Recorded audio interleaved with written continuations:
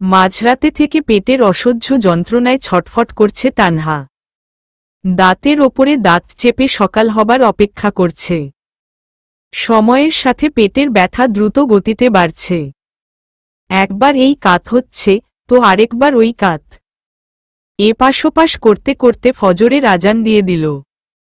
তানহা দেওয়ালের সাথে নিজের হাত বাড়ি মারল। চোখ বন্ধ করে জোরে জোরে শ্বাস নিচ্ছে আর আল্লাহর কাছে ধৈর্য চাচ্ছে। তানহার ছটফটানি দেখে আজানের একটু আগে জাগা পেয়ে যায় ইফাদ। তানহার কি হয়েছে তা বোঝার চেষ্টা করছে। মেয়েটা এমন কেন? কি সমস্যা হচ্ছে আমাকে ডেকে বলতে পারল না। তখনই ইফাদের মাথায় আসল আজান হয়ে গেছে। তানহা এখনো নামাজ পড়তে উঠল না। ইফাদের আর বুঝতে বাকি রইল না। আল্লাহ তাআলা তানহাকে সাময়িক সময়ের জন্য ছুটি দিয়েছে। ইফাদ তড়িঘড়ি করে উঠে বসল। দ্রুত রুম থেকে বেরিয়ে গেল। পেটের ওপরে গরম কিছু অনুভব করতেই চোখ মেলে তাকালো তানহা। ইফাদকে দেখে একটু অবাক হল। তার থেকে বেশি অবাক হল ইফাদ তার পাশে শুয়েছিল। উঠে গেল কি করে? আপনি কখন উঠলেন? যখন বউ ডেকে তুলে না তখন নিজেকেই উঠতে হয়। তানহা অসহায় দৃষ্টিতে ইফাদের দিকে তাকাল। তোমার সমস্যা হচ্ছে আমাকে ডেকে দিলই তো পারতে। এভাবে কষ্ট করছো কেন? আপনি ঘুমিয়েছিলেন তাই আপনাকে বিরক্ত করি নাই। আমার সহ্য করার অভ্যাস আছে। কেমন আছে দেখতেই পাচ্ছি। কেমন গলা কাটা মুরগির মতো ছটফট করছো। গরম পানি পেটে ধরে রাখো, একটু হলেও আরাম পাবে। আমি নামাজ পড়ে আসি বলেই ইফাদ চলে গেল। ইফাদের ব্যবহার দেখে তানহা খুব খুশি হল। ইফাদ তানহার দিকে নজর দিয়েছে, তার খেয়াল রাখছে, তার কষ্টটা অনুভব করেছে। ভেবেই মনে প্রশান্তি বয়ে গেল। ইফাদ অজু করে এসে বাসায় নামাজ পড়ে নিল। আপনি আজকে মসজিদে গেলেন না? তোমার ব্যথার ঔষধ নেই? না। আমাকে বলো নাই কেন? আপনি মনে হয় ছিলেন। আসছেন তো কয়দিন হল। আচ্ছা আমি সকালে কিনে এনে দিব। একটু বসো আমি আসছি বলেই ইফাদ চলে গেল। তানহা কপালে হাত দিয়ে দুচোখ বন্ধ করে নিল। বেশ কিছুক্ষণ পরে হাতে একটা বাটি নিয়ে রুমে প্রবেশ করল ইফাদ। বাটিটা বিছানায় রেখে তানহাকে বলল, তানহা উঠে বসো তো। উঠতে ভালো লাগছে না, একটু পরে উঠে রান্না করব। এত সকালে তো আপনারা খান না। আমি তোমাকে রান্না করতে বলছি। আমি রেগে যাওয়ার আগে উঠে বসো। ইফাদের কথা শুনে তানহা চোখ মেলে তাকাল। ইফাদ তানহাকে তুলে আধশোয়া করে বসাল। তানহার পিঠের নিচে বালিশ রেখে দিল। তানহা বালিশে পিঠ ঠেকিয়ে বসল। ইফাদ কি করতে চাইছে তা বোঝার চেষ্টা করছে। খাবারের গন্ধ পেয়ে তানহা নিজের ডান পাশে ডাকল। ধোয়া ওঠা গরম নুডলসের বাটির দিকে তাকিয়ে আছে। অবাক হয়ে বলল, কে রান্না করেছে? আমি রান্না করেছি। কথা কম বলো, চুপচাপ খাও। আমি খাবো না। আমার কিছু খেতে ইচ্ছে করছে না। এই সময় এমন একটু হবেই। খালি পেটে একদম থাকা যাবে না। সব সময় পেট ভরা রাখবে, তাহলে ব্যথা কম করবে। খালি পেট পেলেই ব্যথা করবে। চুপচাপ খাও, কথা কম বলেই ইফাদ তানহাকে খাইয়ে দিল। ইচ্ছা না থাকা সত্ত্বেও খেয়ে নিল তানহা। ইফাদ তানহাকে খাইয়ে দিয়ে আবার ঘুমোতে বলল। এখন ঘুমালে রান্না করব কখন? এখনো অনেক সময় আছে, পরে রান্না করবে। সত্যি একটু ব্যথা কমেছে। আমি কি নিজের ভালোর জন্য খেতে বললাম? তোমার ভালোর জন্যই বলেছি। কথা না বলে দুচোখ বন্ধ করো। একটু ঘুমিয়ে নাও, শান্তিতে থাকতে পারবে। ইফাদ তানহাকে শুয়ে দিয়ে গায়ে কম্বল টেনে দিল। তারপরে তানহার মাথায় হাত বুলিয়ে দিতে লাগল। এক পর্যায়ে তানহা ঘুমিয়ে যায়। কোকিয়া বেগম রুম থেকে বেরিয়ে রান্নাঘরে তানহার কাছে আসছিল। রান্নাঘরে এসে অবাক হয়ে গেল। ইফাদ, তুই এত সকালে রান্নাঘরে কি করছিস? আম্মু, আমি একটা নতুন রেসিপি শিখেছি।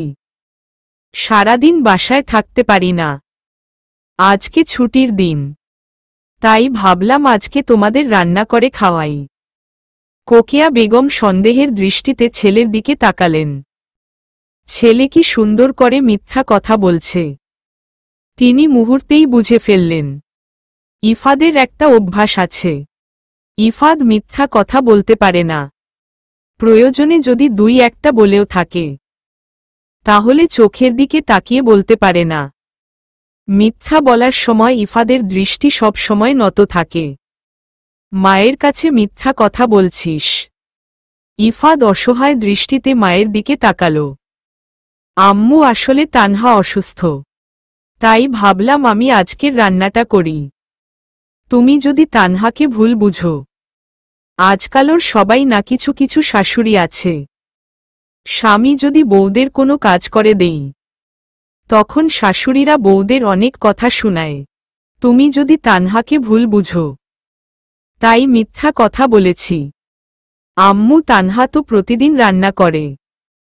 তানহাও তো একটা মানুষ, তানহারও শরীর আছে। মানুষের মাত্রই শরীর খারাপ হতে পারে। এখন তার কাজ যদি অন্য কেউ করে দেয়, তাহলে সমস্যা কোথায়? আমাকে তুই এতটা খারাপ ভাবিস ইফাদ? আমাকে তোর এতটা খারাপ মা মনে হয়? তুই যখন ছিলি না, তখন তানহা অসুস্থ থাকলে আমি নিজেই রান্না করেছি। চৈতালি সাহায্য করেছে। আমি এতটা খারাপ মানুষ নই রে ইফাদ। এতিম মেয়েটার ওপরে অত্যাচার করব? ইফাদ নিজের মায়ের ব্যবহারে মুগ্ধ হল। পৃথিবীতে সব মানুষ খারাপ হয় না, ভালো মানুষ আছে বলেই পৃথিবী এখানো টিকে আছে। আমি খুব গর্বিত জানো আম্মু, আমি তোমার মতো মা পেয়েছি। তুরিমি আর তানহা আমাকে রান্না করে খাইয়েছ। আজকে আমি তোমাদের রান্না করে খাওয়াবো। রান্না করতে পারবি তো? হাত পুড়িয়ে ফেলিস না আবার। না পারলে আমাকে বল, আমি রান্না করে দিচ্ছি। লাগবে না, তোমার বয়স হয়েছে, এখন তুমি বসে বসে খাবে। যখন দেখবে তানহা অসুস্থ, তখন চৈতালি রান্না করবে। আর চৈতালি না পারলে তুমি করবে। চৈতালি বড় হয়েছে, এখন ওকে বাসার কাজ শিখতে হবে। বড় হতেই পারলাম না, বাড়ির বোঝা হয়ে গেলাম, বলল চৈতালি। দুটো থাপ্পড় বসিয়ে দিব। বড়দের মুখে মুখে কথা বলিস। সবাই মা ভাই ভাবি না। তুই কাজ করবি না, তোকে বসিয়ে বসিয়ে খাওয়াবে। মেয়ে হয়েছিস, একদিন পরের ঘরে যেতে হবে। তোকে দু কথা শোনালে আমাদের বুকে এসে আঘাত লাগবে। তাই তোকে এমনভাবে তৈরি করতে চাই, যেন লোকে তোকে দু কথা শোনানোর রাস্তা খুঁজে না পায়। তুই পারিস শুধু কথার মানে না বুঝে ভুল বুঝতে। রাগ করছো কেন ভাইয়া? আমি মজা করলাম। আমি জানি তোমরা আমার ভালো চাও, তবুও এমন কথা বললে আমার মন খারাপ হয়ে যায়। আমি এখনই বিয়ে করব না, আমি আগে চাকরি করব, নিজের পায়ে দাঁড়াব, তারপরে বিয়ে করব। আমি অন্যের ওপরে নির্ভরশীল হয়ে হতে চাই না। তুই চাকরি করবি, আমাদের কোনো আপত্তি নেই। নিজেকে সংযত রেখে যা করার করবি। তোর যতদূর ইচ্ছে তুই পড়াশোনা করবি। তোকে কেউ বিয়ের জন্য চাপ দিতে পারবে না। আমি যতদিন আছি, তুই নিশ্চিন্তে থাকতে পারিস। আমি ভালো ছেলে পেলে চৈতালিকে বিয়ে দিয়ে দিব। দেখছো ভাইয়া আম্মু কি বলে? আম্মু চৈতালির মাথার মধ্যে এসব দিবে না। পড়াশোনা করছে। আপাতত পড়াশোনায় মন দিক। বিয়ের সময় আসলে তখন দেখা যাবে। তিনজন বসে বসে জমিয়ে আড্ডা দিল। ইফাদ রান্না শেষ করে সবাইকে খেতে দিল। নিজেও খেয়ে নিল। বাসার সামনের দোকান থেকে ব্যথার ঔষধ কিনে নিয়ে আসলো। ঘড়িতে 10টা বাজতে যায়। তানহা এখনো ঘুমাচ্ছে। ইফাদের কথা মতো কেউ তানহাকে ডাকে নাই। চৈতালি আজকে বাসায় মায়ের সাথে হাতে হাতে কাজ করছে। 20টা এতিম বাচ্চাকে খাওয়াবেন কোকিয়া বেগম। ইফাদ কালকেই মাদ্রাসায় বলে আসছিল, তারা বিকেলে আসবে বলেছে। ইফাদ সকালে গিয়ে বাজার করে নিয়ে এসেছে। তানহা ছোট ছোট করে দুচোখ মেলে তাকাল। ঘড়ির দিকে চোখ পড়তেই ধরফরিয়ে উঠে বসল। আমি এত ঘুমালাম কি করে? সকালের রান্না হয়েছে কি না? সবাই কি খেয়েছে? তার শাশুড়ির সকালে ঔষধ খেতে হয়। তানহা দ্রুত বিছানা ছেড়ে উঠে দাঁড়াল। তখনই ইফাদ খাবার নিয়ে রুমে প্রবেশ করল। আমার ম্যাডামের ঘুম ভেঙেছে তাহলে? এত বেলা হয়ে গেছে, আপনি আমাকে ডাকেন নাই কেন? সবাই কি না খেয়ে আছেন? আম্মার সকালে ঔষধ খেতে হয়। আম্মা কি রাগ করেছে? আমার আম্মুকে তোমার এতটা খারাপ মনে হয়? এমা ছি না, একদম না। ওনার তো বয়স হয়েছে, ওনারও তো ইচ্ছে করে এখন বসে বসে খাবে। ছেলের বউ হয়েছে, ছেলের বউ যেন মেয়ের মতো আচরণ করে। প্রতিটা শাশুড়িই এমনটা চায়। আমার জন্য উনি কষ্ট পাক তা আমি চাই না। দেখো মেয়ের কথা, তুমি আমাকে মা ভাবতে পারলে, আমি কেন তোমাকে মেয়ে ভাবতে পারবো না? তুমি অসুস্থ জেনেও তোমাকে দিয়ে অমানুষের মতো কাজ করাবো? আম্মা সত্যি আমি অনেক ভাগ্যবান। আমি আপনার মতো শাশুড়ি পেয়েছি। আমিও অনেক ভাগ্যবান তোমার মতো মেয়ে পেয়েছি। আজকে বাসায় অনেক মানুষ আসবে। সব সময় মাথায় কাপড় দিয়ে রেখো, আচ্ছা মা? খেয়ে রান্নাঘরে আসো, হাতে হাতে সাহায্য করবে। আজকের রান্না আমি করব, তুমি অসুস্থ, ভারী কাজ করাবো না। আচ্ছা আম্মা। কোকিয়া বেগম চলে গেলেন। তানহা ফ্রেশ হতে চলে গেল। ফ্রেশ হয়ে এসে বিছানায় বসল। তানহা খেয়ে নাও। না খেয়ে রুমের বাহিরে এক পা রাখবে না। আমার খেতে ইচ্ছে করছে না। পিঠে মার পড়লেই খেতে ইচ্ছে করবে। আমি কি ছোট বাচ্চা আমাকে মারবেন? তুমি কি ছোট বাচ্চা তোমাকে খাওয়ার জন্য এত করে বলতে হবে? পারলে খাইয়ে দিন, না হলে খাবো না। বললেই পারতে আমার হাতে খাবে। এত ঢং করার কি ছিল? বললেই পারতেন আমাকে খাইয়ে দেওয়ার জন্য বসে আসেন। এত নাটক করার কি আছে? তানহার কথা শুনে ইফাদ হেসে দিল। তারপরে তানহাকে খাইয়ে দিয়ে ঔষধ খাইয়ে দিল। দুজন মিলে রান্নাঘরের দিকে গেল। চৈতালি মায়ের কাজে সাহায্য করছে। ইফাদ আর তানহা তাদের সাথে যোগ দিল। চৈতালি, ডালটা দেখিস মা, আমি রুম থেকে আসি। আম্মা আমি দেখছি, বলল তানহা। কোকিয়া বেগম রুমে চলে গেল। এই ভাইয়া দাঁড়িয়ে আছো কেন? ভদ্রলোকের মতো পেঁয়াজ ছিল। আমাকে আবার চাল ধুইতে হবে। তোমাকে চাল ধুইতে হবে না, আমি ধুইয়ে দিব। তানহা, আমি চাল ধুইয়ে দেই, বলল ইফাদ। আপনি ছেলে মানুষ, আপনার মেয়েদের কাজ করতে হবে না। তুমি অসুস্থ, তোমাকেও ভারী কাজ করতে হবে না। এই সময়ে ভারী কাজ করতে হয় না। ইফাদের কথা শুনে চৈতালি মুচকি মুচকি হাসছে। তানহা লজ্জা পেয়ে মাথা নিচু করে ফেলল। ইফাদ বলল, আমি চাল ধুইয়ে দেই। ধুইয়ে দিবেন, দেন। আজকে যদি আমার একটা বর থাকত, তাহলে আমাকে এভাবে কাজে সাহায্য করত। ইফাদ রাগী দৃষ্টিতে চৈতালির দিকে তাকাল। চৈতালি লজ্জা পেয়ে জিভে কামড় দিয়ে মাথা নিচু করে ফেলল। কোকিয়া বেগম এসে তানহাকে সরিয়ে দিল। তানহা চৈতালিকে সাহায্য করছে, ইফাদ মাকে সাহায্য করতে। সবাই মিলেমিশে কাজ করছে। কোকিয়া বেগমের মনে হচ্ছে পৃথিবীতে তার পরিবার সবচেয়ে সুখী পরিবার। আল্লাহ যেন সারা জীবন তার পরিবারকে এমন হাসি খুশি রাখে, কোনো দুঃখ তার পরিবারকে ছুঁইতে না পারে। ভেবেই অস্থির নিঃশ্বাস ছাড়ল। আদৌ কি তার পরিবার সুখী থাকবে, নাকি কোনো কালো অধ্যায় এসে সবকিছু তছনছ করে দিয়ে যাবে? বেশ কিছুদিন পরের কথা। সবকিছু সুন্দরভাবে চলছিল। ইফাদের পরিবারে অর্থের অভাব থাকলেও নেই সুখের অভাব। দিন শেষে 4টি মানুষকে সবথেকে সুখী বলে মনে হয়।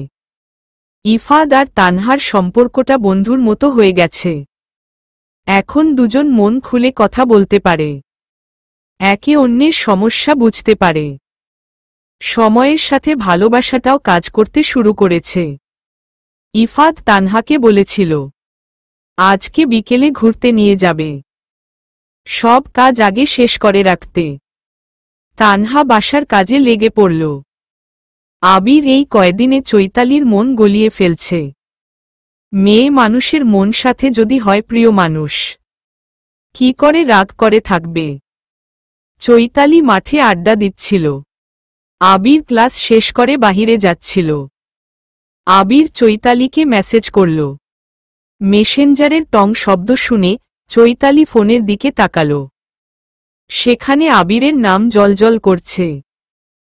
আবির লিখেছে, চৈতালি একটু বাহিরে এসো, তোমার সাথে আমার দরকারি কথা আছে। ফোনের কি দেখছিস?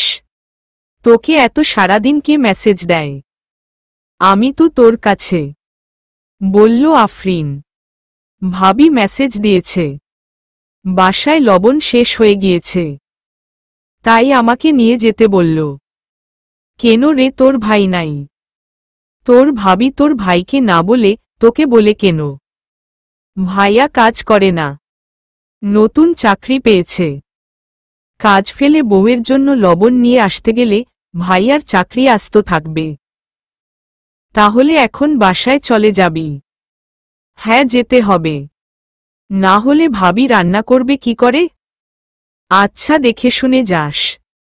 আজকে একটু ঘুরতে যেতে চাইলাম, কালকে তাড়াতাড়ি আসিস। আর না আসলে বলে দিস। তুই না আসলে আমিও আসব না। ওকে বেবি, আপনি যা বলবেন তাই হবে। আজকে তাহলে আসি, বলেই চৈতালি চলে গেল। কলেজ থেকে বেশ খানিকটা দূরে এসে দাঁড়িয়ে আছে আবির। ক্লান্ত পায়ে হেঁটে আসছে চৈতালি। জীবনে এত মিথ্যা কথা কোনো দিন বলে নাই, আজকে আবিরের জন্য বলতে হলো। মিথ্যা কথা বলে চৈতালির বেশ খারাপ লাগছে। কি বলবেন বলুন? আমাকে বাসায় যেতে হবে, আজকে আমার সাথে একটু ঘুরতে যাবে চৈতালি। আবিরের কথা শুনে চৈতালি চোখ বড় বড় করে আবিরের দিকে তাকাল। স্যার, আপনার মাথা খারাপ হয়ে গেছে। ভাইয়া দেখলে আমার জীবন শেষ। এসব আমি পারব না, তুমি চাইলেই পারবে। এটা তোমার কাছে আমার আবদার বলতে পারো। কেউ দেখে যদি আমার বাসায় বলে দেয়? কেউ দেখবে না, খুব তাড়াতাড়ি চলে আসব। আমি যাব না স্যার, আমার অনেক ভয় লাগে। আমি মুখে যতই কথায় বলি না কেন, এইসব দিকে আমি শূন্য। শূন্য বলতে কিছু নেই চৈতালি, সবকিছু কোনো না কোনো জিনিস দিয়ে পরিপূর্ণ আছে। তুমি পারো না আমাকে পরিপূর্ণ করতে। কিন্তু আপনি তো ভাবিকে ভালোবাসেন। একজনকে মনে রেখে আরেকজনের সাথে কিভাবে সংসার করবেন? যাও, তোমার যেতে হবে না। তখন থেকে একটা কথা ভালোভাবে বুঝিয়ে যাচ্ছি। নাটক শুরু করছে। আবিরের কথা শুনে চৈতালির মন খারাপ হয়ে গেল। এক মুহূর্ত দাঁড়ালো না, উল্টো দিকে হাঁটা শুরু করল। আবির বুঝতে পারল রেগে কি বলে ফেলছে। দৌড়ে চৈতালির সামনে দাঁড়াল। চৈতালি, সরি, আমি তোমার সাথে উচ্চ স্বরে কথা বলতে চাই নাই। তুমি কষ্ট পেও না। এই দেখো আমি কান ধরে সরি বলছি। চৈতালির আবিরের দিকে তাকালো না, পাশ কাটিয়ে চলে যেতে লাগল। আবির আবার পথ আটকে দাঁড়াল। তুমি শুধু শুধু আমার ওপরে রাগ করছো। একটা কথা ভেবে দেখো তো, তোমার আর আমার কথা তোমার পরিবার জানলে আমি শিওর ওরা আমাদের মেনে নিবে না। এখন যদি আমরা বিয়ে করে ফেলি তাহলে কয়দিন মেনে নিবে না? একদিন, 2 দিন, সর্বোচ্চ 1 বছর। তারপরে ঠিক মেনে নিবে। তুমি ওদের একমাত্র মেয়ে, মেনে না নিয়ে কোথায় যাবে? আর যদি পরিবারের জন্য নিজের প্রিয় মানুষটাকে হারিয়ে ফেলো, সারা জীবন আফসোস করতে হবে। এখন তুমি বলো তুমি কি করতে চাও? পৃথিবীতে যতই ভালোবাসা মানুষ আসুক না কেন স্যার, পরিবারের মতো কেউ আমাকে ভালোবাসতে পারবে না, আর না পারবে তাদের মতো ভালো রাখতে। আমি তাদের যে পরিমাণে জ্বালাই, ওরা আমার সবকিছু চুপচাপ সহ্য করে। রাগ করে 2 কথা শোনালে, আমি রাগ করে যদি না খাইয়ে থাকি, দিন শেষে আদর করে বুকে টেনে নেয়। রাত 2টো বাজলেও তুলে আদর করে খাইয়ে দেয়। আপনি তাদের কষ্ট দেওয়ার কথা বলছেন। আমি পারবো না। আমার প্রিয় মানুষ আর পরিবার দুজনকেই চাই। আমাকে পেতে হলে একজনকে বেছে নিতে হবে। তাহলে আমি কাউকেই বেছে নিব না। আমি নিজেকে বেছে নিব। আমি চাকরি করব, বিয়ে করব না, নিজের মন মতো বাঁচতে পারব। এখানে আপনিও কষ্ট পাবেন না, আর আমার পরিবারও কষ্ট পাবে না। আমি কাউকেই কষ্ট দিতে পারব না। চামড়ার মুখে অনেক কথা বলা যায় চৈতালি। সমাজ তোমাকে তোমার মনের আশা পূর্ণ হতে দিবে না। পরিবার পরিবার করছো, একদিন তোমার পরিবারই তোমাকে কষ্ট দিবে। তুমি চাইলেও তোমাকে তোমার মনের আশা পূর্ণ হতে দিবে না কেউ। তুমি এখনো অনেক ছোট চৈতালি, তাই বুঝতে পারছো না। আচ্ছা এসব কথা বাদ দাও, চলো না আমরা ঘুরতে যাই। আমি যেতে পারবো না স্যার। বিয়ে তো করবে না, আমার ছোট ছোট আবদারগুলো তো পূর্ণ করে দিতে পারো। চৈতালির খুব ভয় হচ্ছে। আবিরকে সে যতই ভালোবাসুক না কেন, আবির এখনো চৈতালির কাছে অপরিচিত একটা ছেলে। এভাবে অপরিচিত একটা ছেলের সাথে একা একটা মেয়ে যাবে, ভাবতেই চৈতালির গায়ে কাটা দিয়ে উঠল। তুমি ভয় পাচ্ছ চৈতালি? ওই ওপর আলার কসম তোমার এতটুকু ক্ষতি করব না, আর এতটুকু ক্ষতি হাতেও দিব না। সময় নষ্ট করো না প্লিজ, আমি বেশি সময় নিব না। অনেক বুঝিয়ে চৈতালিকে রাজি করালো আবির। চৈতালির ভয়ে পুরো শরীর কাঁপছে। আবির বাইকে উঠে বসল। চৈতালি ধীর পায়ে আবিরের পেছনে বসল। আবিরকে ধরল না, বাইকের পেছনে শক্ত করে ধরে আছে চৈতালি। 30 মিনিট পরে শহর থেকে একটু গ্রামের দিকে এসে আবির বাইক থামিয়ে দিল। ধানকাটা ফসলের ফাঁকা মাঠ পড়ে আছে। গ্রামের চিকন আঁকাবাঁকা রাস্তা, রাস্তা দিয়ে 2 জন মানুষ হেঁটে যাচ্ছে। চলো। কোথায়? গেলেই দেখতে পাবে। আবির হাঁটতে শুরু করল। চৈতালি আবিরের পেছনে পেছনে গেল। 2 মিনিট পরে একটা বিশাল মাঠের সামনে এসে দাঁড়ালো দুজন। পুরো মাঠে মানুষ গিজগিজ করছে। হরেক রকমের দোকান বসেছে। চারিদিকে বাচ্চারা ছুটোছুটি করছে। বাহারি রকমের ফুলের গাছ। নাগরদোলা থেকে বাচ্চাদের চিৎকার শোনা যাচ্ছে। বড়রা মজা করে হইচই করে উঠছে। চারদিক থেকে গরম জিলাপির সুঘ্রাণ ভেসে আসছে। ফুচকা আলার দোকানে জমেছে ভিড়। বসেছে বাহারি রকমের সাজসজ্জার দোকান। চৈতালির সব চিন্তা নিমিষেই উবে গেল। উৎফুল্ল হয়ে মেলার মধ্যে প্রবেশ করল। স্যার, এটা গ্রামীণ মেলা তাই না? এটা কোনো স্কুল? আমার এক বান্ধবী আমাকে গ্রামীণ মেলা সম্পর্কে বলেছিল। আমাকে কিছু ছবি দেখিয়েছিল, তাই আমার বুঝতে বাকি রইল না। এটা গ্রামীণ মেলা। আমার অনেক দিনের ইচ্ছে ছিল জানেন, আমি গ্রামীণ মেলাতে আসব। ভেবেছিলাম আমি ভাইয়া ভাবিকে নিয়ে আসব। আমি ছোটবেলায় তানহাকে নিয়ে আসছিলাম। কাচের চুড়ি কিনে নেই নাই বলে মাটিতে গড়াগড়ি করে কান্না করেছিল। চৈতালির কেন জানি আবিরের কথায় মন খারাপ হল না। আগ্রহ নিয়ে বলল, আমি বুঝি না ভাবি, এত কাচের চুড়ি করে কেন? কি আছে কাচের চুড়ির মধ্যে? সারাদিন কাচের চুড়ি করে ভাইয়ার সাথে ঝগড়া করে। আজকে ভাবির জন্য কাচের চুড়ি কিনে নিয়ে যাব? একদম না। ও মেয়ে চুড়ি ভেঙে হাত কেটে ফেলবে। ইফাদ একদম ঠিক কাজ করে। তানহাকে চুড়ি না কিনে দিয়ে তুমি চুড়ি নিবে? আমারও কাচের চুড়ি অনেক পছন্দ, তবে ভাবির মতো এত পছন্দ করি না। আমরা ঘুরতে এসেছি, এখন ভাবির কথা বাদ। চলো তোমাকে চুড়ি কিনে দেই। বলেই সামনের দিকে এগোতে লাগল। চৈতালি সবকিছু ঘুরে ঘুরে দেখছে। সবাই তার প্রিয়জনদের নিয়ে ঘুরতে এসেছে। মাঠের এক অংশে স্কুলের সাংস্কৃতিক অনুষ্ঠান হচ্ছে। কেউ নাচ করে নেমে যাচ্ছে, কেউ হাসির মজার নাটক নিয়ে হাজির হচ্ছে। চৈতালি সবকিছু উপভোগ করছে। দুজন মিলে বেশ কিছুক্ষণ মেলায় ঘুরল। চৈতালি, চলো চলে যাই। স্যার, আর একটু, এখন তোমার দেরি হয়ে যাচ্ছে না? কেউ দেখলে কিন্তু বাসায় বলে দিবে। দিবে বকা, এমনিও খাবো অমনিও খাবো। শান্তি করে সবকিছু দেখতে দেন, আর একটা নাচ দেখেই চলে যাব। পাগল নাকি আমি? পারবো না। চলো, না হলে তোমাকে রেখেই চলে যাব। বলেই হাঁটা শুরু করল আবির।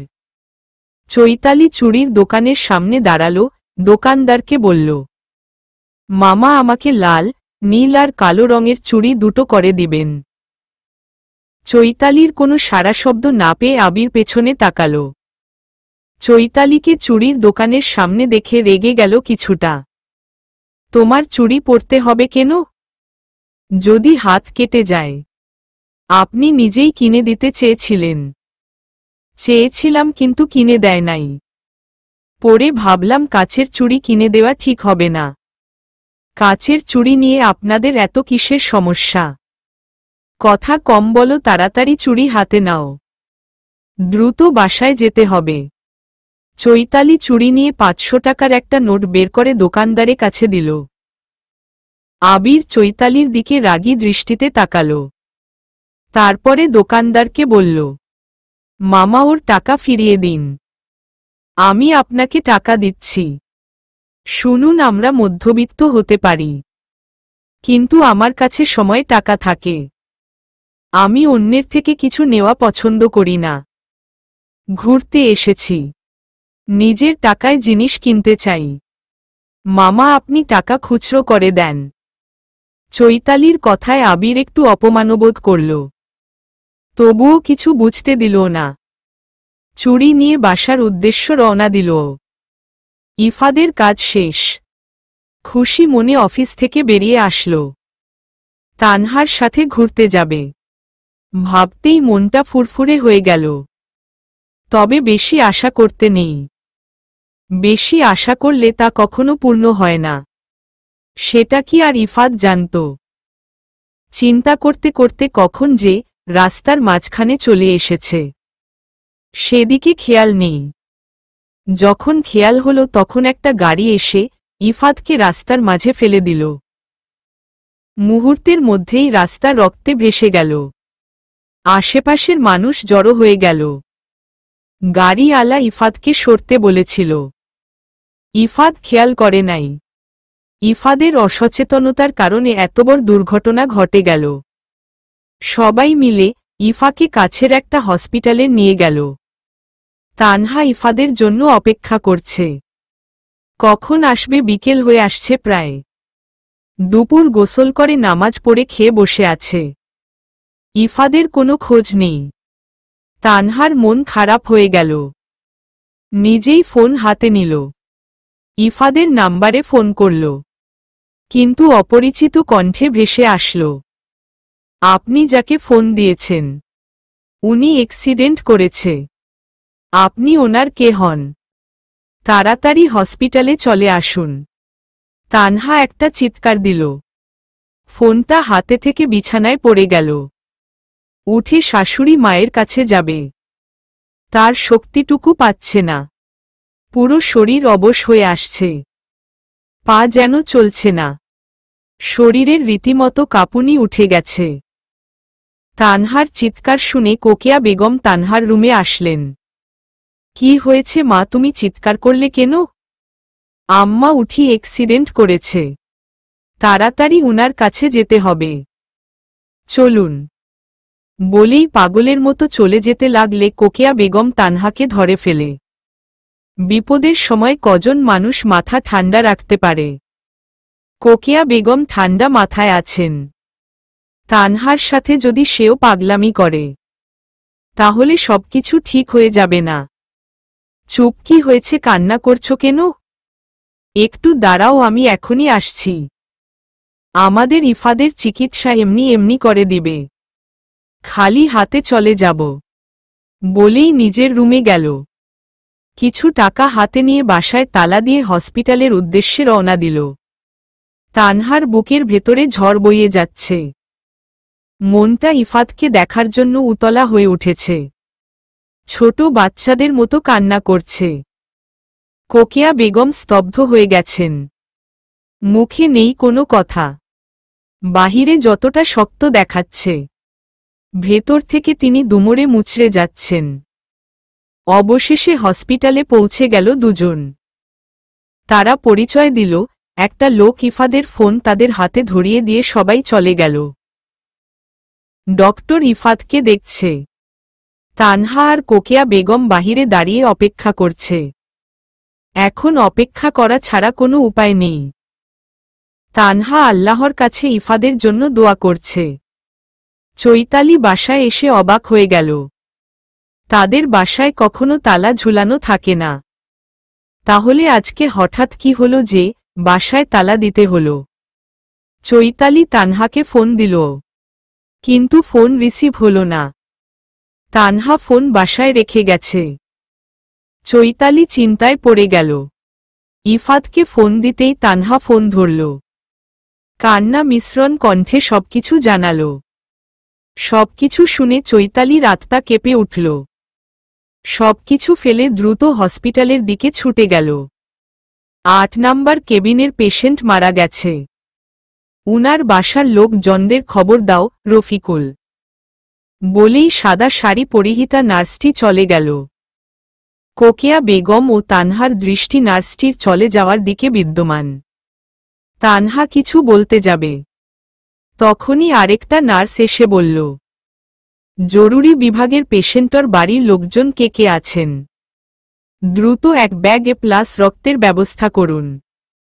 রোগীর প্রচুর রক্তক্ষরণ হয়েছে। আবরার ইফাদের বাসার লোকজনদের বলেছি। তানহা দ্রুত বলে উঠল, আমরা আবরার ইফাদের বাসার লোক। আমি কি বললাম শুনেছেন? দ্রুত রক্তের ব্যবস্থা করুন। বলেই নার্সটি চলে গেল। আম্মা, আপনার রক্তের গ্রুপ কি? আমার রক্তের গ্রুপ B+, ইফাদের বাবার রক্তের গ্রুপ A+ ছিল। চৈতালির রক্তের গ্রুপ কি? চৈতালির রক্তের গ্রুপ B+ মনে হয়। আচ্ছা, আপনি অপেক্ষা করুন, আমি দেখছি। বলেই হন্তদন্ত হয়ে ছুটে গেল তানহা। তানহা চলে যেতেই চৈতালি আসল। চৈতালি মাকে দেখতে পেয়ে মায়ের কাছে আসে। কোকিয়া বেগমকে জড়িয়ে ধরে কান্না করে দিল চৈতালি। কোকিয়া বেগমও মেয়েকে ধরে কান্না করে দিল। এতক্ষণ বহু কষ্টে নিজেকে শক্ত রেখেছিল। চৈতালির কান্না দেখে নিজেকে আর ধরে রাখতে পারল না। আম্মু, ভাইয়ার কিছু হবে না তো? আমার ভাইয়া ঠিক হয়ে যাবে তো? ভাইয়ার কোনো কমন সেন্স নাই। রাস্তার মাঝখানে দিয়ে কেউ হাঁটে। ভাইয়ার সাথে আমি প্রচুর ঝগড়া করব। কান্না করিস না মা, আল্লাহর কাছে ভাইয়ের জন্য দোয়া কর। সোনা মেয়ে আমার, কান্না করিস না। এর মধ্যে তানহা চলে আসলো, হাতে রক্তের ব্যাগ। আম্মা, ব্লাড ব্যাংকেই রক্ত ছিল। আমি অন্যের রক্ত দিতে চেয়েছিলাম না। কার রক্ত কেমন, শরীরে কোনো রোগবালাই আছে কিনা, কিন্তু এখন কিছু করার নেই। যেটা পেয়েছি নিয়ে আসলাম। তানহা, তুমি দেরি করো না, তাড়াতাড়ি নার্সকে ডেকে রক্ত দিয়ে আসো। তানহা অর্ধেক রাস্তায় যেতেই নার্স নিজেই এগিয়ে আসছিল। তানহার হাতে থেকে দ্রুত রক্তের ব্যাগ নিয়ে চলে গেল। 1 ঘন্টা পরে জরুরি বিভাগ থেকে ইফাদকে বের করে কেবিনে দেওয়া হল। মাথায় প্রচণ্ড আঘাত পাওয়া কারণে সেন্সলেস হয়ে গিয়েছিল ইফাদ। মাথায় বেশি আঘাত পেয়েছে, হাত পা ছুলে গিয়েছে, শরীরের কিছু কিছু জায়গায় ভালোভাবেই ক্ষত হয়েছে। মাথায় ব্যান্ডেজ, হাতে স্যালাইন, 1 হাত কপালে দিয়ে দুটো বন্ধ করে আছে ইফাদ। একটু আগেই জ্ঞান এসেছে তার, চুপচাপ সবকিছু দেখছে। দুচোখ খুলে তৃষ্ণার্থ চক্ষু তানহাকে খুঁজেছিল। এক পলক তানহাকে দেখার জন্য মনটা উতলা হয়ে আছে। ধীরে ধীরে সারা শরীরে ব্যথা অনুভব করতে পারছে ইফাদ। আপনাদের রোগীকে কেবিনে শিফট করা হয়েছে, আপনারা সবাই দেখে আসতে পারেন, তবে ওনাকে দিয়ে বেশি কথা বলাবেন না। মাথায় চাপ পড়ে এমন কোনো কথা বলবেন না। মাথায় বেশি আঘাত পেয়েছে, বলেই চলে গেল। 3 জন মিলে ইফাদের কেবিনে চলে গেল। কোকিয়া বেগম ছেলের গালে হাত দিয়ে আদর করতে লাগল। ইফাদ চোখ মেলে তাকাল, মুখটা মলিন হয়ে গেছে, চেহারায় বিধ্বস্ততার বহিঃপ্রকাশ পাচ্ছে। ছেলের এমন চেহারা দেখে কোকিয়া বেগমের বুকের ভেতরে দুমড়ে মুচড়ে যাচ্ছে। বুকের মাঝখানে হাহাকার পড়ে গেছে। নিজের সর্বস্ব শক্তি দিয়ে কান্না নিয়ন্ত্রণ করার চেষ্টা করছে। অবাধ্য অশ্রুধারা কিছুতেই হার মানবে না। না চাইতেও চোখ দিয়ে নোনাজল গড়িয়ে পড়ল। আম্মু, কান্না করছো কেন? কথা বলিস না। আমি আর কান্না করব না। ভাইয়া, তুমি খুব খারাপ, খালি সুস্থ হয়ে নাও, তোমার সাথে আমার যুদ্ধ হবে। চৈতালির কথায় ইফাদ মলিন হাসল। ইফাদের চোখ গেল দূরে দাঁড়িয়ে থাকা তানহার দিকে। মাথা নিচু করে দাঁড়িয়ে আছে, কান্না করতে করতে চোখমুখ ফুলিয়ে ফেলেছে। চোখ দিয়ে অনবরত অশ্রু গড়িয়ে পড়ছে। তানহার মুখের দিকে তাকালেই যে কারো মায়া হবে। ইফাদের বুকটা কেঁপে উঠল তানহার এমন অবস্থা দেখে। সারাদিন তোদের কিছু খাওয়া হয় নাই, আমরা বাসায় গিয়ে রান্না করে নিয়ে আসি। চৈতালি, তুই ভাইয়ের কাছে থাক। আম্মু, আমি তোমার সাথে যাচ্ছি। ভাবি ভাইয়ার কাছে থাকুক। তানহা অভিমান করে বলল। সমস্যা নেই চৈতালি, তুমি ছোট মানুষ, তুমি আম্মাকে সাহায্য করতে পারবে না। আম্মারও শরীর ভালো না, আমি রান্না করে নিয়ে আসব। তুরিমি, বসে থাকো। তুমি কথাই বলতে পারছো না ঠিকমতো, তোমার কথা গলায় আটকে আসছে। তুমি আবার রান্না করবে, তাহলে ভাইয়ার আর খাওয়া হবে না। আম্মু, চলতো। চৈতালি, তুমি থাকো, আমি আম্মার সাথে যাচ্ছি। আম্মা, চলুন। বলেই কোকিয়া বেগমের হাত ধরে চলে যেতে লাগলে ইফাদ ডাক দিল। তানহা, তুমি থাকো। চৈতালি যাক আম্মুর সাথে।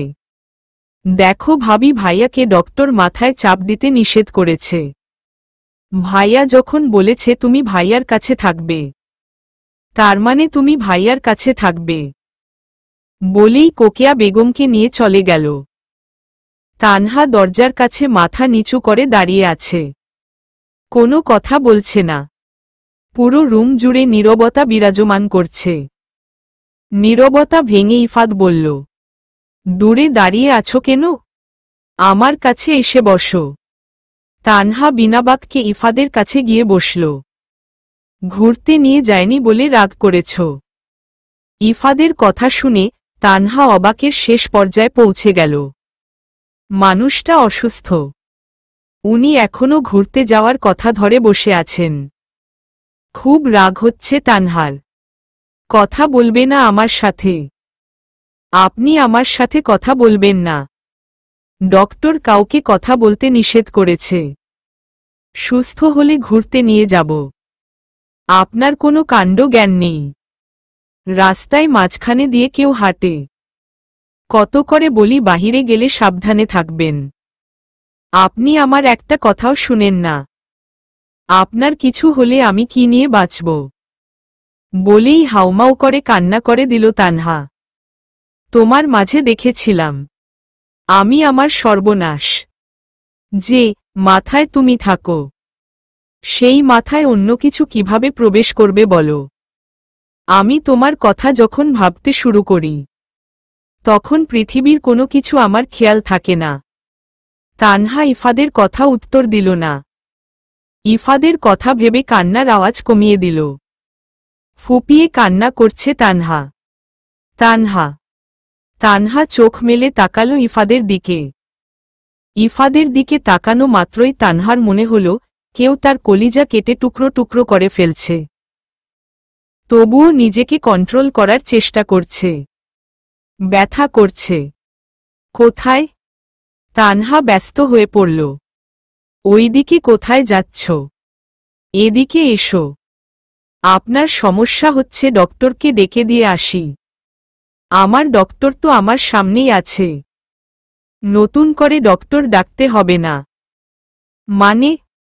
দূরে দূরে থাকো কেন? আমার কথা বলতে সমস্যা হচ্ছে। আমার কাছে আসো। তানহা কোনো কথা না বলে ইফাদের পাশে গিয়ে বসল। তোমাকে বললাম আমার ব্যথা করছে। কোথায় তুমি আমাকে দেখবে? তা না তুমি বাহিরে চলে যাচ্ছ। কোথায় ব্যথা হচ্ছে আপনার? ইফাদ বুকের মাঝখানে দেখিয়ে দিয়ে বলল, এখানে। বিশ্বাস না হলে কান রেখে দেখো। তানহা ইফাদের বুকে হালকা করে মাথা রাখল। ইফাদের ধুকপুকানির আওয়াজ তানহা স্পষ্ট শুনতে পাচ্ছে। ইফাদের দিকে তাকিয়ে বলল, আপনি আমার সাথে মজা করছেন? তুমি আমার বান্ধবী লাগো। তোমার সাথে আমি মজা করব? তুমি আমার বউ। তোমার চোখে পানি দেখলে আমার বুকের মাঝখানে লাগে। দেখতে পারছো না? তোমার চোখে পানি দেখে ভেতরটা জলে পুড়ে ছারখার হয়ে যাচ্ছে। আমি নিজের ব্যথা সহ্য করে নিব, কিন্তু তোমার চোখের পানি সহ্য করব না। আমার সামনে কান্না করলে আমি এবার সত্যি মারা যাব। একদম বাজে কথা বলবেন না। তানহা চিৎকার করছো কোনো? ডক্টর ইফাদের মাথায় চাপ দিতে নিষেধ করেছে। সরি আম্মা, ভুল হয়ে গেছে। আর হবে না। সারাদিন সবাই না খেয়ে আছোসবাই মিলে খেয়ে নাও। আম্মা আজান দিচ্ছে, নামাজ পড়ে খাবো। ভুল কিছু বলনি। চৈতালি, চল আমরা নামাজ পড়ে আসি। তিনজন মিলে হসপিটালের নামাজ ঘরে চলে গেল। নামাজ পড়ে ইফাদের কাছে আসল। তানহা খুব সাবধানে ইফাদকে তুলে বসাল। কোকিয়া বেগম ইফাদকে খাইয়ে দিচ্ছে। তানহা ইফাদকে ধরে আছে। ইফাদের খাওয়া শেষ হলে তিনজন মিলে খেয়ে নিল। আজকে 7 দিন পরে হসপিটাল থেকে বাসায় ফিরল ইফাদ। প্রাণ ভরে শ্বাস নিচ্ছ। শরীরে ক্ষত শুকিয়ে আসতে শুরু করছে। শরীরের ব্যথা কমতে শুরু করেছে। তানহা ইফাদকে ধরে বাসায় মধ্যে নিয়ে আসছে। এই কয়দিনে ইফাদের যত্নের কোনো কমতি রাখে নাই তানহা। ছায়ার মতো পাশে থেকেছে। তানহার প্রতি ইফাদের ভালোবাসা দ্বিগুণ বেড়ে গিয়েছে। এই কয়দিনে চৈতালির অনেক পরিবর্তন লক্ষ্য করেছে তানহা। ইফাদের অসুস্থতার জন্য কিছু বলতে পারে নাই। সারাদিন ফোন নিয়ে থাকে। আগে থেকে ফোন ব্যবহার করা বেশি হয়েছে। পড়াশোনাও কম করছে। চৈতালি, ফোন রেখে পড়তে বসো যাও। তানহার কঠিন গলা শুনে চৈতালি উঠে চলে গেল। ইফাদ তানহার ঘাড়ে ভর দিয়ে নিজের রুমে যাচ্ছে। রুমে এসে বিছানায় বসে পড়ল ইফাদ। আমি তোমাকে অনেক কষ্ট দিচ্ছি তাই না তানহা? আমার জন্য ঠিকমতো ঘুমোতে পারো না, সঠিক সময়ে খেতে পারো না, একটু বিশ্রাম নিতে পারো না, সব সময় আমার সাথে থাকতে হয়। বিরক্ত হয়ে যাও না। আপনি আর আমি কি আলাদা নাকি? আপনি মানেই আমি, আর আমি মানেই আপনি। এখানে বিরক্ত হয়ে যাওয়ার কি দেখলেন? তোমার প্রতি ভালোবাসা দিন দিন বেড়েই যাচ্ছে। আপনি আমাকে ভালোবাসেন, এটা কোনো দিন বিশ্বাস করব না। এটা আমি কথার কথা বলছি। ওহ, মন খারাপ করলে কেন? ফ্রেশ হয়ে এসো, ঘুমাবে। এই কয়টা দিন একদম ঘুম হয় নাই তোমার। আপনার এত ভাবতে হবে না, রাতে নামাজ পড়ে ঘুমাবো বলেই রুম থেকে চলে গেল তানহা। ইফাত শব্দ করে হেসে ফেলল। আমি জানি তানহা, তুমি কেন রাগ করেছ। তুমি যতটা চাইছ তার থেকে বেশি কিছু তোমাকে দিব, শুধু সঠিক সময়ের অপেক্ষা। বিছানায় পা তুলতে গিয়ে পায়ে ব্যথা অনুভব করল ইফাদ। অনেক চেষ্টা করেও নিজে নিজে পা তুলতে পারছে না। বাধ্য হয়ে তানহাকে ডাকল। মেয়েটাকে আর কষ্ট করাতে ইচ্ছে করে না ইফাদের। সেও নিরুপায়, একা একা চলাফেরা করতে সমস্যা হয়। ইফাদের ডাক শুনে রুমে আসল। কি হয়েছে? রান্না করছি। এত রাগ দেখাচ্ছ কেন? পা তুলতে পারছি না, একটু পাটা বিছানায় তুলে দাও। তানহা যত্ন সহকারে ইফাদের পা বিছানায় তুলে দিল। আমার পিঠের নিচে একটা বালিশ দিয়ে দাও। শুয়ে থাকতে থাকতে বিতৃষ্ণা হয়ে গেছি। তানহা ইফাদের পিঠের নিচে বালিশ রেখে দিল। ইফাদ বালিশে হেলান দিয়ে বলল, তুরিমি চুলে কি শ্যাম্পু ব্যবহার করো? অনেক সুন্দর ঘ্রাণ আসছে। তোমার চুল ঘ্রাণ আমাকে খুব করে টানে, মাতাল করা ঘ্রাণ একদম। প্রথমত আমি চুলে মদ ব্যবহার করি না যে আমার চুলের ঘ্রাণে আপনি মাতাল হয়ে যাবেন। আর দ্বিতীয়ত আপনি ছোট মানুষ নাকি যে আমার চুল আপনাকে টানবে আর আপনি চুলের সাথে চলে আসবেন। নাটক দেখতে দেখতে বুড়ি হয়ে যাব বলেই চলে গেল। আল্লাহ, আমার বউ এত চেতে গেল কোনো? ইফাদ অসহায় দৃষ্টিতে দরজার দিকে তাকিয়ে থাকল। বালিশের নিচ থেকে ফোন বের করে ফেসবুকে ঢুকল। অন্ধকার রুমের মধ্যে বসে গান করছে প্রিয়া। প্রিয় মানুষটিকে দূরে সরিয়ে দেওয়ার পর থেকে নিজেকে ঘরবন্দি করে ফেলেছে। সব সময় একা থাকে, গান করে। ইচ্ছে হলে খাবার খা, না হলে খায় না। বাবা মায়ের অতি আদরের মেয়ে প্রিয়া। মেয়ের করুণ অবস্থা দেখে বাবা মায়ের মনে শান্তি নেই। মেয়ে যেভাবে ভালো থাকে থাকুক, সেজন্য মেয়ের ওপরে কোনো চাপ প্রয়োগ করে না। প্রিয়ার পরিবার, তুমি সুখ যদি নাহি পাও, যাও সুখের সন্ধানে যাও। 2 তুমি এখানে বসে বসে তার বিরহে গান করছ। সে সুখের সন্ধান পেয়েছে। প্রিয়া অনির কথায় কান দিল না। ভ্রু কুচকে একবার তাকিয়ে আবার গাইতে শুরু করল। আমি তোমার বিরহে রহিব বিলীন, তোমাতে করিব বাস। দীর্ঘ দিবস, দীর্ঘ রজনী, দীর্ঘ বরস মাস। 2 তুমি তার ভেতরে বাস করার স্বপ্ন দেখছ আপু। সে অন্য কারো মনে ঘরবাড়ি তৈরি করে ফেলছে। অনি, তুই এখান থেকে যাবি। তোকে বিরক্ত করতে নিষেধ করেছি না? আমার রুমে আসার আগে আমার থেকে অনুমতি নিয়েছিলি। আম্মু আব্বু তোমাদের মেয়েকে নিয়ে যাবে। আমাকে কেন বিরক্ত করছে? আমি কিন্তু বাসা ছেড়ে চলে যাব। আপু, তুমি আমার কথাটা শুনো। দুলাভাই ভালো হয় নাই। কয়েকদিন যাবৎ একটা মেয়ের সাথে ভাইয়াকে মেলামেশা করতে দেখা যাচ্ছে। অনি, তোকে কতবার বলেছি বোনকে জ্বালাবি না, জেদ করিস না। মেয়েটাকে খেয়ে তোর শান্তি হবে। আম্মু, এসব তুমি কি বলছো? প্রিয়া আপু আমার নিজের বোন। ছোটবেলা থেকে আমাকে কোলেপিঠে করে মানুষ করেছে। আমি আপুর কষ্ট সহ্য করতে পারি না। তাই আপুকে বারবার বিরক্ত করি। সরি রে আপু, আমার উপস্থিতিতে তুমি এতটা বিরক্ত হও। আগে জানলে কখনো আসতাম না। আমি অনি কথা দিলাম, তোমার রুমে আর কখনো আসব না। বলেই অনি রুম ত্যাগ করল। অনির মা মিসেস রুমানা খান মেয়ের পেছনে পেছনে গেল। প্রিয়া বিরক্ত হয়ে ফোন হাতে নিল। কাঙ্ক্ষিত মানুষকে ফোন দিবে কি না ভেবে দ্বিধাদ্বন্দ্বে ভুগছে। দীর্ঘশ্বাস ফেলে গিটারে সুর তুলতে লাগল। মানুষটির সাথে কথা বলার ইচ্ছে নেই। মানুষটা আরও একটু কষ্ট পাক, শিক্ষা হোক, তবুও যদি মানুষটা ভালো হয়ে যায়। কথায় আছে না, অতিরিক্ত কোনো কিছুই ভালো না। প্রিয়া কি একটু বেশি করে ফেলছে? তানহা ইফাদের পায়ে মলম লাগিয়ে দিচ্ছে। মেয়েটা এত সুন্দর করে মানুষের খেয়াল রাখতে জানে যে কেউ ভালোবেসে ফেলবে।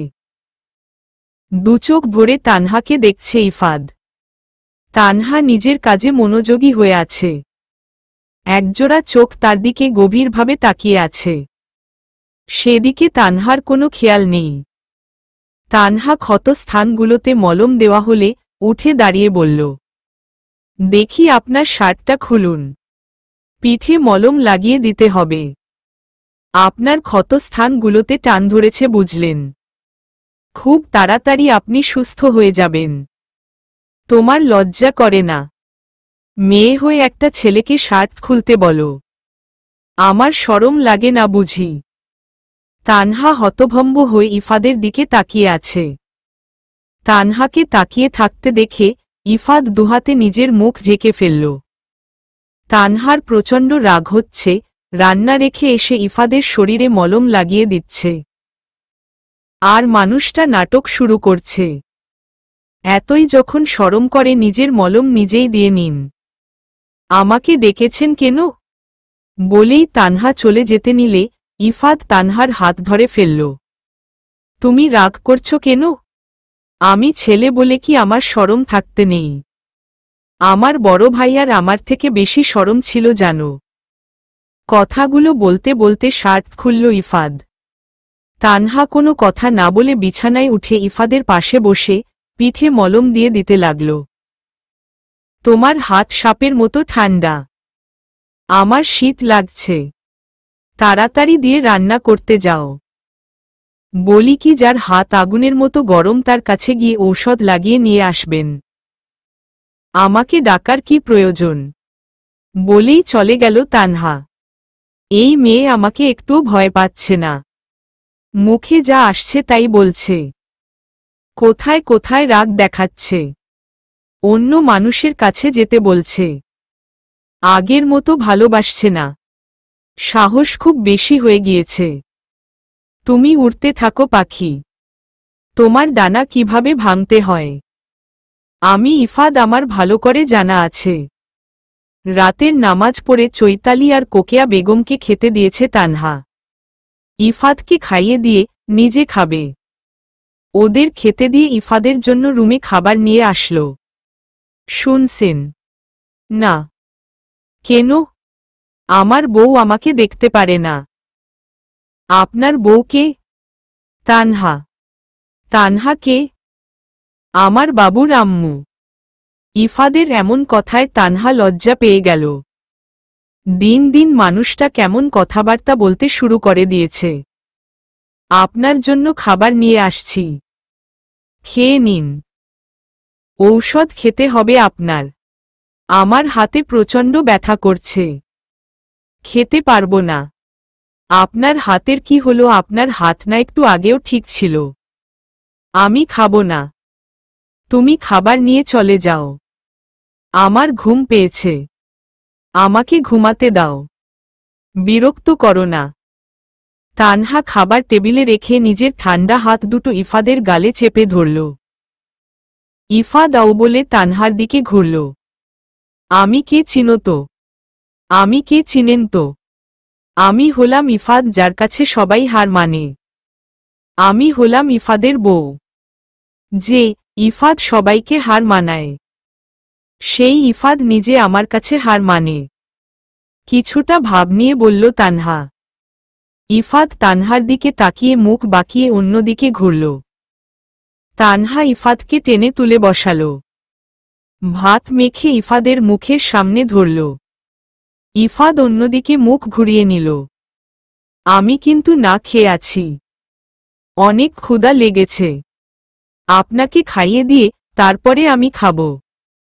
আপনি যে আমার হাতে খাওয়ার জন্য ভণ্ডামি করছেন, এতটুকু বুঝতে তানহার 1 সেকেন্ডও সময় লাগে নাই। নাটক বাদ দিয়ে খেতে শুরু করুন। ইফাদ এক লোকমা ভাত মুখে নিতে নিতে বলল, জানোই যখন তোমার হাতে খাওয়ার জন্য এমন করছি, তাহলে খাইয়ে না দিয়ে এত কথা বললে কেন? খাওয়ার সময় কথা বলতে হয় না, চুপ থাকুন। তানহা ইফাদকে খাইয়ে দিল। ঔষধ খাইয়ে দিয়ে নিজেও খেতে চলে গেল। ইফাদ শুয়ে শুয়ে ফোনে স্ক্রোল করছে।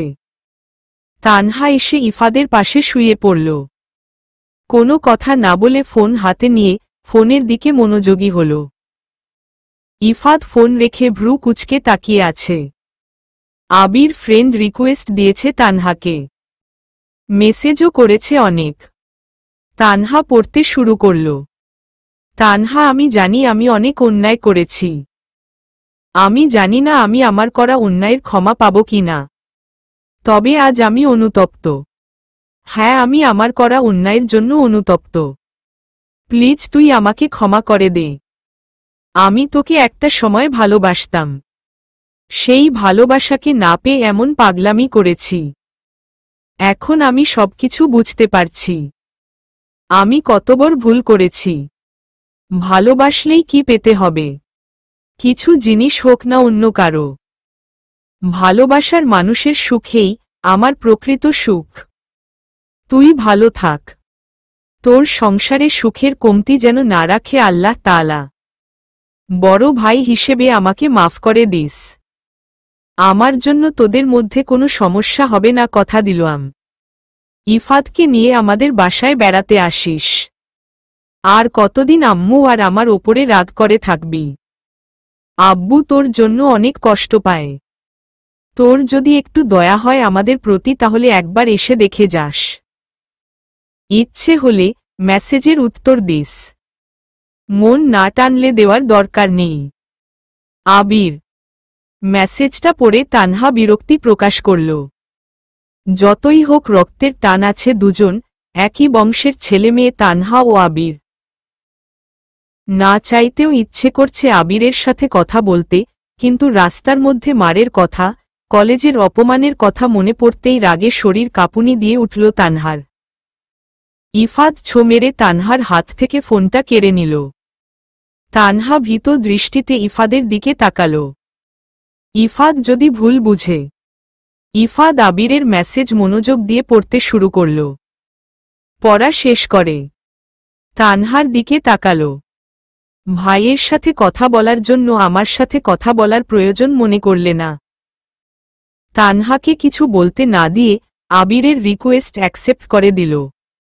আবির অনলাইনে আছে দেখে ইফাত তানহার হাতে ফোন দিয়ে বলল, তোমার ভাই অনলাইনে আছে, কথা বলো। বলেই অন্যদিকে ঘুরে শুয়ে পড়ল। যা বাবা, আমি কি করলাম? আমি তো আবির ভাইয়ার মেসেজের উত্তরই দেই নাই, তার ফ্রেন্ড রিকোয়েস্ট অ্যাকসেপ্টও করি নাই। আপনি কেন করে দিলেন? ইফাদের থেকে কোনো ওর আসলো না। তানহার মনটা খারাপ হয়ে গেল। তানহা ফ্রেন্ড রিকোয়েস্ট অ্যাকসেপ্ট করেছে দেখে আবির প্রচণ্ড খুশি হল। আবার লিখল, কেমন আছিস তানহা? আমাকে কি মাফ করা যায় না? আমি তোরই তো ভাই, এবারের মতো মাফ করে দে বোন আমার। তানহা ভয় ডাটা অফ করে চুপটি মেরে শুয়ে রইল। ইফাদ তার সাথে কথা বলছে না দেখে মনটা অস্থির হয়ে উঠেছে। ভয় ডাকতেও পারছে না। ছটফট করতে করতে তানহা ঘুমিয়ে গেল। পরের দিন সকালবেলা, শীতের সকাল, কুয়াশার চাদরে ঢেকে আছে পুরো শহর। ফাঁকা রাস্তার মাঝে খানে গোল গোল হয়ে ঘুরছে চৈতালি। বিশাল গাছের নিচে দাঁড়িয়ে চৈতালির পাগলামি দেখছে আবির। কটা দিন ধরে চৈতালি জেদ ধরে আছে। একটা কুয়াশার সকাল আবিরের সাথে কাটাতে চায়। দুজন হাতে হাত রেখে ঘাসের ডগায় জমে থাকা শিশির বিন্দুর ওপরে দিয়ে হাঁটতে চায়। প্রথমে আবির রাজি ছিল না।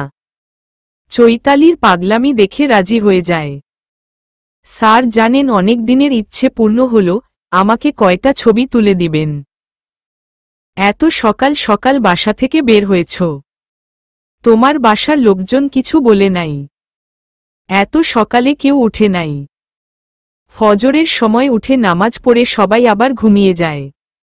সবাই জেগে যাওয়ার আগেই বাসায় ফিরে যাব।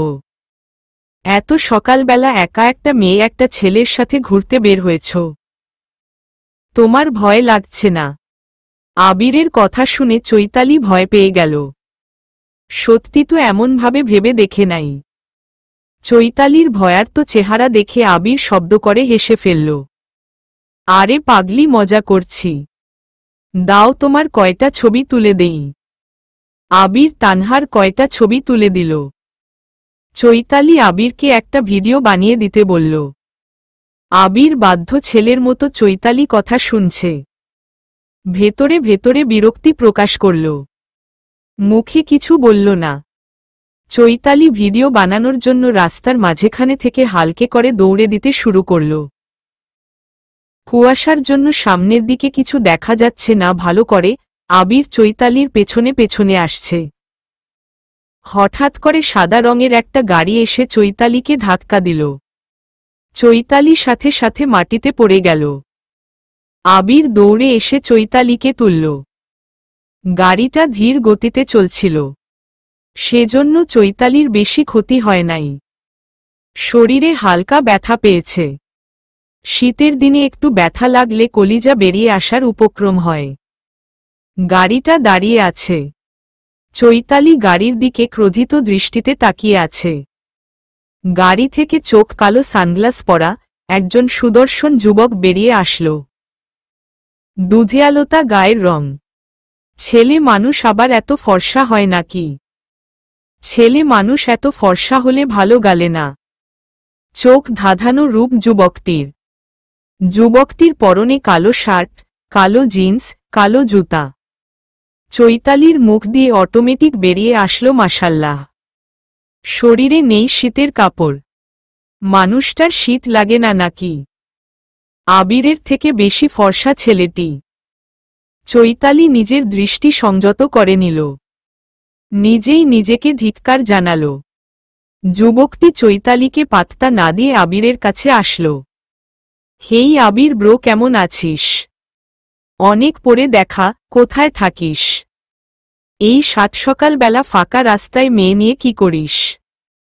ফাইয়াজ, তুই দেশে আসলি কবে? তুই যাকে মেয়ে বলছিস ও আমার স্টুডেন্ট। টিচার আর স্টুডেন্ট তো স্কুল কলেজে থাকে, এই সাত সকালবেলা ফাঁকা রাস্তায় কি করে? তোদের টিচার স্টুডেন্টের সায়েন্সটা বুঝলাম না। ফাইয়াজের তেরাবাঁকা কথাটা আবিরের সহ্য হল না। বরাবরই আবির ফাইয়াজকে সহ্য করতে পারে না। ফাইয়াজ সবকিছুতে আবিরের থেকে এগিয়ে। ভদ্রতা সুলভ জবাব দিল, তোর শ্রুতির কি অবস্থা, কেমন আছে ভাবি? আবিরের কথা শুনে ফাইয়াজের চোখ দুটো অসম্ভবভাবে লাল হয়ে গেল। আবির যে ফাইয়াজের কাটা ঘায়ে নুনের ছিটা দিয়েছে তা আবির ভালো করেই বুঝতে পারছে। ফাইয়াজ আবিরের বুকে ধাক্কা মেরে বলল, বন্ধু আছিস, বন্ধুর মতো থাক। আমাকে জ্বালাতে আসিস না, নিজেই জলে পড়ে যাবি। বলেই হনহন করে গাড়িতে উঠে চলে গেল। আবিরের মুখ তৃপ্তি হাসি। স্যার, ছেলেটা কে? কি অ্যাটিটিউড বাবা! ওমন রূপ মনে হয় কারো নেই। ভুল করেছে। কোথায় সরি বলবে তা না ভাব দেখিয়ে চলে গেল। আপনার ফ্রেন্ড নাকি? আয়নায় নিজেকে কখনো দেখেছ? আবার অন্যের রূপ নিয়ে কথা বলতে আসছ? কি বললেন স্যার? ফাইয়াজকে বললাম। ওহ আচ্ছা, আপনার বন্ধু আপনার থেকেও অনেক সুন্দর। চোখ ধাঁধানো রূপ তার, কিন্তু অতিরিক্ত ফর্সা। ছেলে মানুষ এত ফর্সা হলে ভালো লাগে না। তুমি আমার সামনে অন্য ছেলের প্রশংসা করছো। আমি আপনার কথা বললাম স্যার। আপনিও তো ফর্সা। আবির বুঝতে পারল। চৈতালি তার কথার ভিত্তিতে তাকে খোঁচা মারল। বিরক্ত প্রকাশ করে আবির চৈতালিকে রেখেই চলে গেল। চৈতালি দীর্ঘশ্বাস ফেলে বলল, আমাকে আপনি অপমান করবেন, আর আমি চুপচাপ সহ্য করে নিব। এতটা মহান হতে পারব না স্যার। ভালোবাসি বলে ভালোবাসায় অন্ধ হয়ে যাব। এতটা নির্বোধ মেয়ে আমি না। আমাকে যতটা ভালোবাসবেন ততটা ভালোবাসাই ফিরে পাবেন। আচ্ছা, আপনি আমাকে সত্যি ভালোবাসেন তো নাকি প্রয়োজনে ব্যবহার করছেন? আমি তো জানি ভালোবাসলে ভালোবাসার মানুষটিকে কখনো ছোট করে কথা বলা যায় না। আপনি তো প্রায় আমাকে ছোট করে কথা বলেন। আপনি আমাকে ভালোবাসেন তো নাকি? আজকে আমি আপনাকে ছোট করতে চাই নাই। আপনি আমাকে বাধ্য করেছেন স্যার। না চাইতেও চোখ দিয়ে অশ্রু গড়িয়ে পড়ল চৈতালির চোখ থেকে। দুহাতে চোখের পানি মুছে বাসার উদ্দেশ্য রওনা দিল। বাসায় আসতেই তানহাকে দরজার সামনে দাঁড়িয়ে থাকতে দেখল চৈতালি। ভয় কেঁপে উঠল কিছুটা। তানহা তীক্ষ্ণ দৃষ্টিতে চৈতালির দিকে তাকিয়ে আছে। চলবে।